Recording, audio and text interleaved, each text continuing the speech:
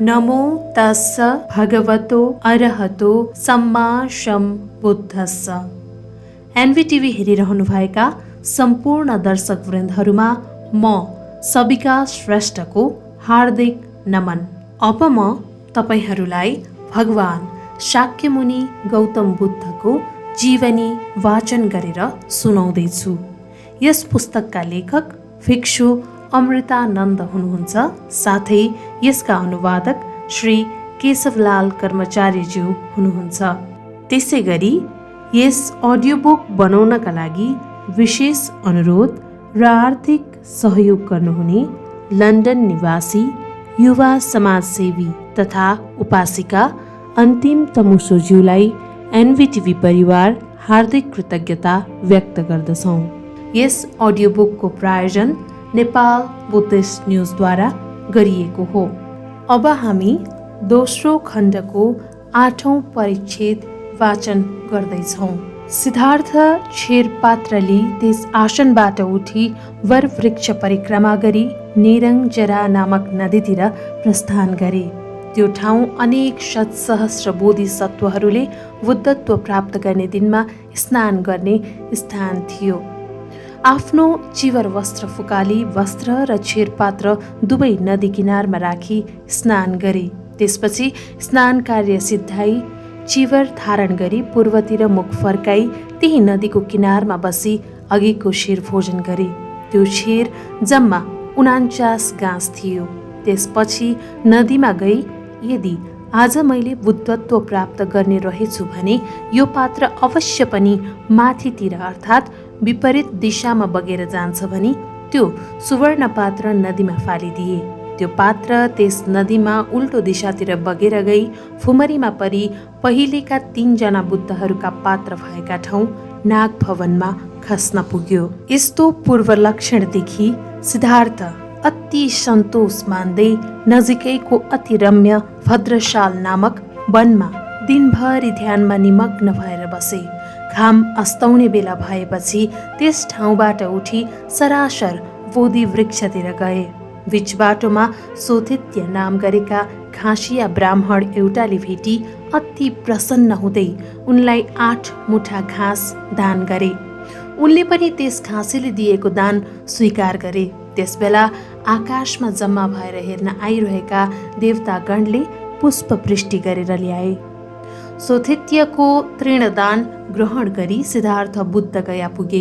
त्यहाँ बोधि वृक्ष नामक रुख मुनितिर गई अघिको घाँस बिछ्याएर त्यसमा बस्दै पूर्वतिर फर्की रुखमा आडेस लाएर यस्तो प्रतिज्ञा गरे, मेरो यस शरीरमा हाड मासु छाला जम्मै सुकेर गई खाली कंकाल मात्रै बाँकी रहे पनि बुद्धत्व प्राप्त नगरी म यस आसनबाट उठ्ने छैन।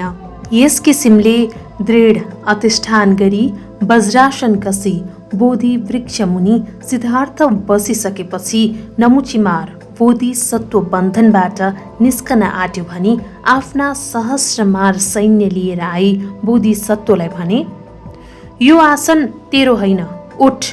यस आसनमा बस्नको निम्ति तैँले के कस्तो पुण्य गरेका थिइस्, त्यसको साक्षी को छ भनी सोधे। यस्तो प्रश्न सुनि सिद्धार्थले यस संसारमा असंख्य कल्पदेखि गरेर आएको दानादि दशा पारमिता बाहेक अरू कोही छैन। यहाँ मेरा न आमापट्टिका कोही छन् न त बाबुपट्टिका।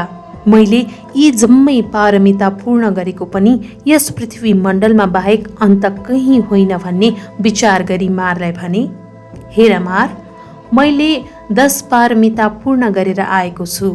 तिमीलाई साक्षी चाहिन्छ भने यही पृथ्वी माता छिन्। यति भनी सिद्धार्थले भूमि स्पर्श गरी देखाइदिए। उनले भूमि स्पर्श गरेका मात्र के थिए, ठुलो आँधी बेहेरी आयो र अनन्तकालदेखि सञ्चित पारमी पुण्यको प्रभावले गर्दा सकल मार्गण फर्केर सम्म नहेरी भागाभाग भएर गए। यस प्रकारले मार्गणसित संग्राम गरी सूर्य डुब्नुभन्दा अगाडि नै सकल नमुची मार्गणलाई उनले पराजित गरे। मार्गणलाई पराजित गरेको देखि महाब्रह्मादि देवगणहरू उनलाई पुष्पवृष्टिसहित पूजा गरी विजय घोषणा गरे। यस प्रकार देवगणहरूद्वारा पूजा गरिएका सिद्धार्थले त्यस रात्रिको प्रथम प्रहरमा पूर्वानुस्मृति ज्ञान अर्थात् पूर्व जन्मको कुरा सविस्तार थाहा पाइ आउने ज्ञान प्राप्त गरे। रात्रिको द्वितीय प्रहरमा च्युत्योत्पत्ति अर्थात् उत्पत्ति र मरणको ज्ञान प्राप्त गरे।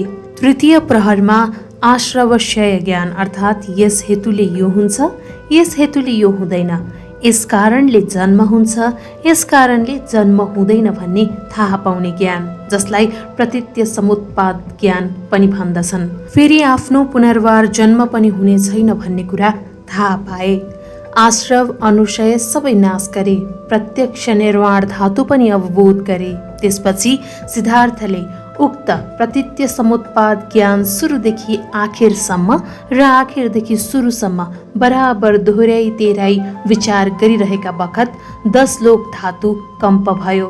यस प्रकार 10 भुवन कम्प गराई सिद्धार्थले बुद्धत्व प्राप्त गरी अरुणोदयको शुभ बेलामा सर्वज्ञ ज्ञान प्रतिबोध गरी बुद्धत्व ज्ञानको खोजीमा अनन्तकालदेखि संसार परिभ्रमण गरी हिँडेको आज प्राप्त भयो। तृष्णालाई क्षय गरिसके, मेरो आश्रव जम्मै विनाश भइसक्यो। अब म जन्म मरणदेखि मुक्त भएँ। मलाई अब संसारको कुनै बन्धनले छुन सक्दैन भनी प्रीति वाक्य प्रकाश गरे।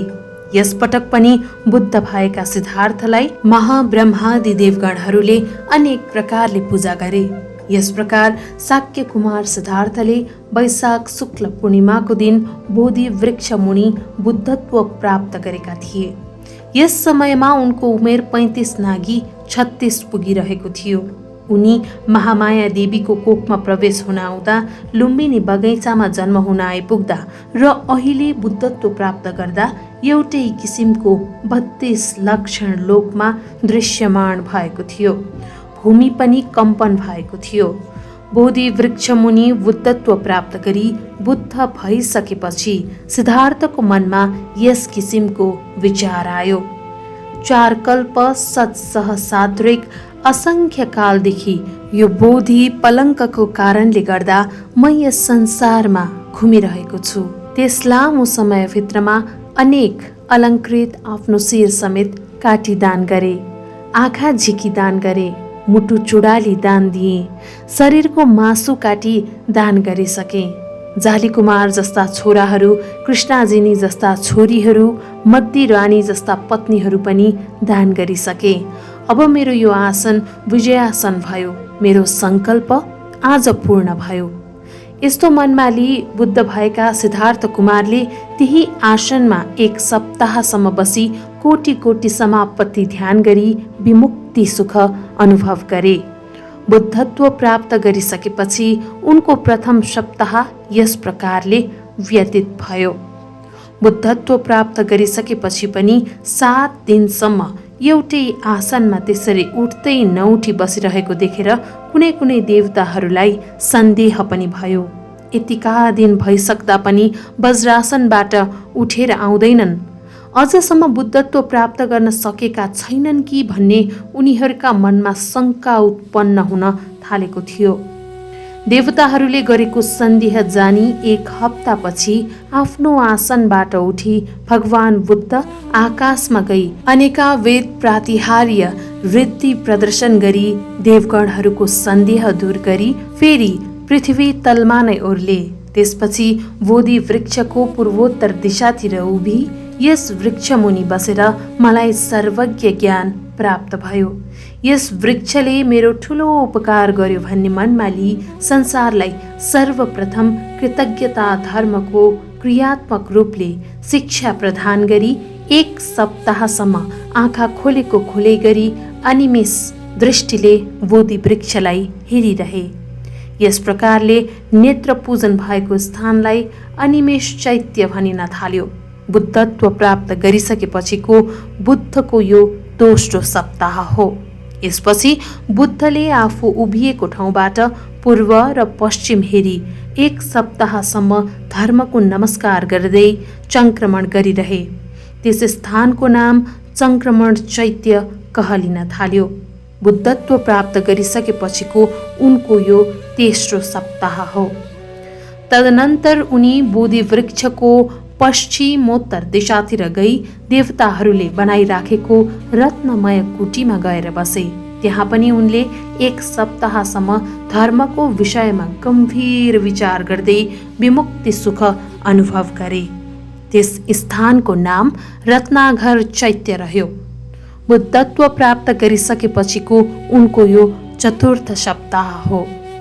यस प्रकारले बोधि वृक्षको समीपमा 4 सप्ताहसम्म बिताइसकेपछि 5औं सप्ताह पूर्व भागमा स्थित अजपाल नामक वरको रुखमुनि गएर बसे। सिद्धार्थले बुद्धत्व प्राप्त गरी छोडेको र आफूले कुनै विघ्न बाधा उपस्थित गर्न नसकेकोले साह्रै दुखित भएर बसिरहेका आफ्ना पिता बसवर्ती मारलाई देखेर तृष्णा, आरती र रागी भन्ने उनकी 3 जना छोरीहरू आई भने, भो पिता, यसरी दुखित नहुनुहोस्।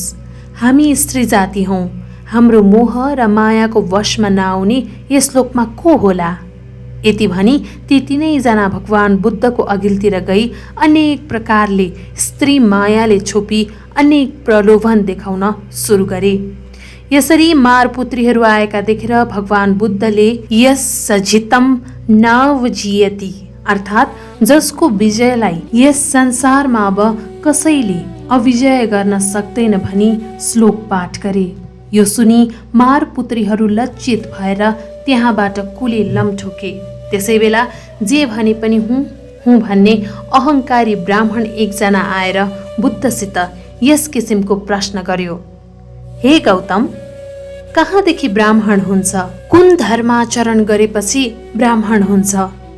भगवान बुद्धले प्रश्नको अभिप्राय बुझेर यस किसिमको जवाफ दिए, पाप रहित भइसकेका हुँ मात्र भनी अहङ्कार नगर्ने, निष्क्लेश भइसकेका ध्यानी, अन्त्य थाहा पाएका, ब्रह्मचर्य पालना गरिसकेका, धर्मानुकूलले ब्राह्मणवाद पालन गर्न जान्ने, जुनसुकै कुरामा पनि रागादिदेखि छुटकारा पाइसकेको यस्तो पुरुषलाई म ब्राह्मण भन्दछु। यति कुरा पालन गर्नेलाई ब्राह्मण भन्दछन्। यही धर्मले ब्राह्मण भइन्छ।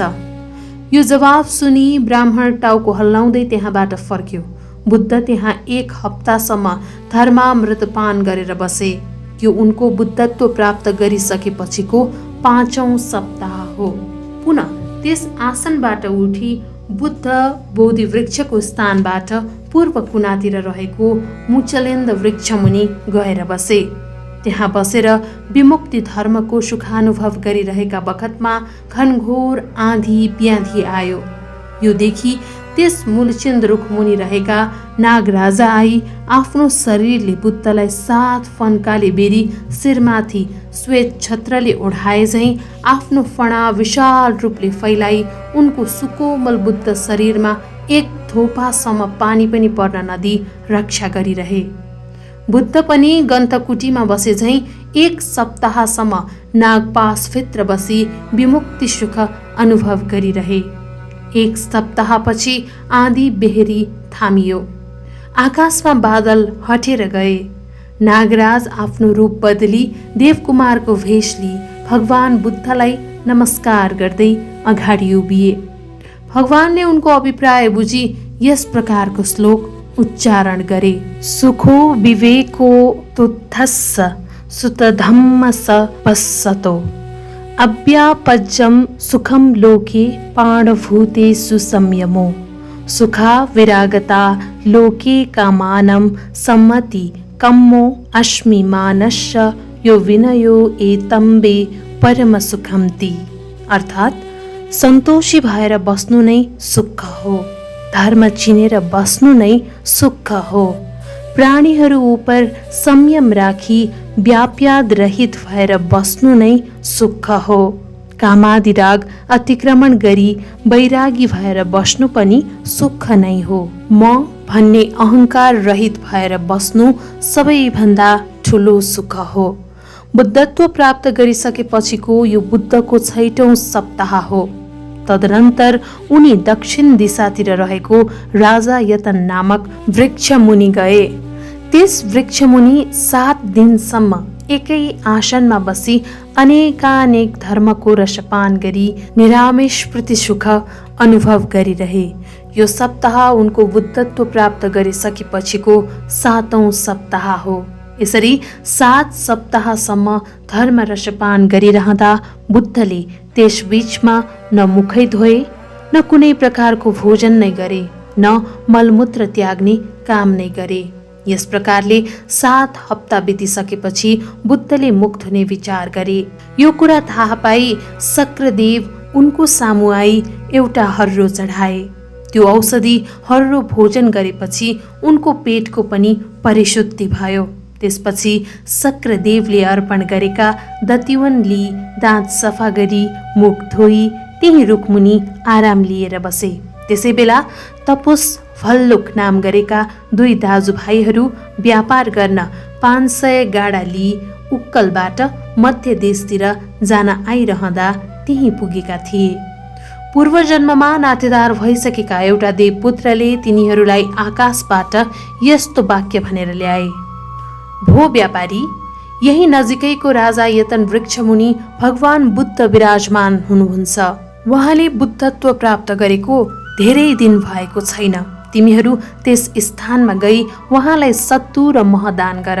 तिनीहरू दुवैजना यस्तो आकाशवाणी सुनि भगवान भएको स्थानमा गई सादर प्रणाम गर्दै भन्थे, कृपया यो आहार ग्रहण गर्नुहोस्। बुद्धत्व प्राप्त गरिसकेका पुरुषले कुनै किसिमको आहार आफ्नो हातमा थापी लिँदैनन्। त्यस समयमा उनीसित सत्तु थापी लिनु कुनै पात्र पनि थिएन। यो आहार केमा थापेर लिउँ भनी उनी अलमल्ल परिरहेका जानेर चातुर महाराजिक देवताहरूले मणि माणिक्यादिको पात्र ल्याएर दिए। तर उनले त्यो पात्र स्वीकार गरी ग्रहण गरी लिएनन्। फेरि देवताहरूले ढुङ्गाले बनेका 4वटा पात्र ल्याएर चढाए। उनले आफ्नो वृद्धि बलले 4वटा पात्रलाई एउटा गराई तपुस र भल्लुकहरूले दिएका सत्तु र मह त्यस पात्रमा थापी लिए। त्यस सत्तु र मह भोजन गरिसकेपछि उनले ती तप्पोस र भल्लुकलाई धर्मोपदेश गरी दान, शील र भावनाका कुराहरू आज्ञा गरे। भगवानको उपदेशामृतले ती दुवैजना साह्रै सन्तुष्ट भई बुद्ध र धर्मको शरणमा गई उपासक बने। सबैभन्दा पहिले बुद्ध र धर्मको शरणमा गएका यी 2 व्यापारीहरू द्वैवाचिक 2 वचनका उपासक भए। त्यसपछि तिनीहरूले बुद्धलाई उनको कुनै शारीरिक चिन्ह एउटा भए पूजा गरी पुण्य प्राप्त गर्न सकिनेछु भनी निवेदन गरे। यो सुनि भगवान बुद्धले आफ्नो शिरमा हात लगी 8वटा केश धातु झिकी उनीहरूलाई दिए। तिनीहरूले अत्यन्त आदरपूर्वक त्यो केश धातु एउटा पात्रमा थापी लिए।